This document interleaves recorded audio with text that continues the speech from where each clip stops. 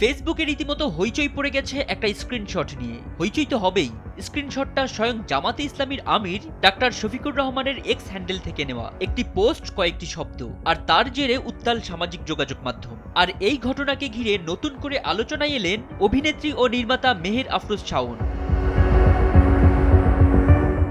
ওই পোস্টে কর্মজীবী নারী, নারী নেতৃত্ব এবং আধুনিক সমাজে নারীর ভূমিকা নিয়ে কড়া ও বিতর্কিত মন্তব্য দেখা যায়। সেখানে দাবি করা হয় নারীদের নেতৃত্বে আসা নীতিসঙ্গত নয় এবং আধুনিকতার নামে নারীদের ঘরের বাইরে আনা শোষণ ও নৈতিক অবক্ষয়ের দিকে ঠেলে দেয়। পোস্টে ঘিরে সামাজিক মাধ্যমে শুরু হয় তীব্র প্রতিক্রিয়া।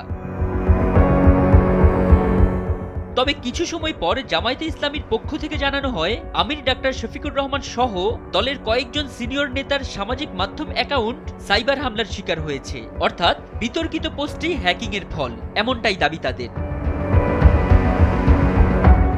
এই প্রেক্ষিতে শাওন পোস্টটি শেয়ার করে একটি পুরনো ব্যক্তিগত অভিজ্ঞতার কথা টেনে বলেন, কয়েক বছর আগে আমার এক পরিচিত ভাবি সামাজিক মাধ্যমে তার সাম্প্রতিক সাবেকের কিছু গোপন ছবি ফাঁস করে দেওয়ার 1 ঘন্টা পরপরই সেগুলো মুছে দিয়ে নতুন পোস্ট দিয়ে জানালেন যে তার আইডি হ্যাক হয়েছিল।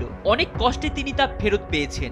আমি উনাকে যেমন বিশ্বাস করেছিলাম ইনাকেও তেমন বিশ্বাস করছি। প্লিজ প্লিজ আপনারাও বিশ্বাস করেন।